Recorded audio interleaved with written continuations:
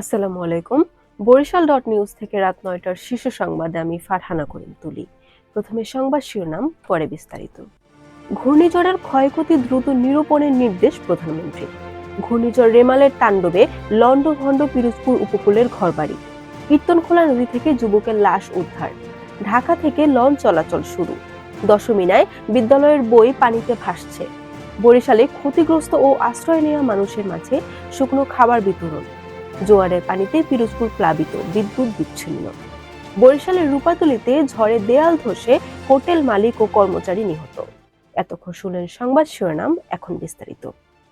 ঘূর্ণিঝড়ের ক্ষয়ক্ষতি দ্রুত নিরূপণের জন্য নির্দেশ দিয়েছেন প্রধানমন্ত্রী শেখ হাসিনা। সেই সঙ্গে তিনি প্রত্যেক জেলার সঙ্গে যোগাযোগ রেখে ব্যবস্থাপনা নিতে নির্দেশনা দিয়েছিলেন। এছাড়া দ্রুত গতিতে পাশে দাঁড়ানো এবং ক্ষতিগ্রস্ত বাঁধগুলো সংস্কারের নির্দেশ দিয়েছেন।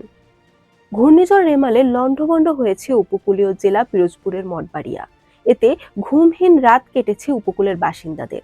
ভারী বর্ষণ ও জোয়ারের পানিতে ক্ষতিগ্রস্ত হয়েছে ফসলের ক্ষেত, উপড়ে গেছে বহু গাছ। বিদ্যুৎ সংযোগ বিচ্ছিন্ন হয়েছে অনেক এলাকায়। বরিশাল নগরীর ১১ নম্বর ওয়ার্ড বঙ্গবন্ধু কলোনি সংলগ্ন কীর্তনখোলা নদী থেকে জাহাঙ্গীর ঘোরামি নামের এক যুবকের লাশ উদ্ধার করা হয়েছে। তার বয়স ২৫। মঙ্গলবার দুপুরে ৩০ গোডাউন সংলগ্ন যমুনা তেল ডিপোর কাছ থেকে তাকে উদ্ধার করা হয়। ঘূর্ণিঝড় রেমালের প্রভাব শেষ হওয়ায় ঢাকা নদীবন্দর থেকে অভ্যন্তরীণ নৌপথে লঞ্চ চলাচল শুরু হয়েছে। মঙ্গলবার বাংলাদেশ অভ্যন্তরীণ নৌ পরিবহন কর্তৃপক্ষের পাঠানো এক সংবাদ বিজ্ঞপ্তিতে এই তথ্য জানানো হয়েছে। উপজেলা সদরের দশমিনা মডেল মাধ্যমিক বিদ্যালয়ের মাঠ সহ ভবনের নিচতলা পানিতে তলিয়ে গেলেও দেখার মতো কেউ নেই। সামাজিক যোগাযোগ মাধ্যম ফেসবুকে ভাইরাল হওয়ায় সমালোচনা চলছে।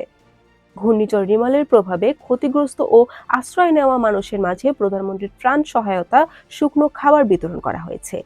সোমবার রাতে বরিশাল নগরীর সরকারি মডেল স্কুল অ্যান্ড কলেজের আশ্রয় কেন্দ্রে ও বরিশাল অডিটোরিয়ামে আশ্রয় নেওয়া মানুষের মাঝে শুকনো খাবার বিতরণ করেন জেলা প্রশাসক শহীদুল ইসলাম। ঘূর্ণিঝড় রিমালের প্রভাবে জোয়ারে পানিতে পিরোজপুরের বিভিন্ন উপজেলা প্লাবিত হয়েছে। কোনো কোনো জায়গায় পানির উচ্চতা ৪ ফুট পর্যন্ত বেড়েছে। এতে শঙ্কায় আছেন স্থানীয়রা। বিদ্যুৎ বিচ্ছিন্ন হয়েছে বেশিরভাগ এলাকায়।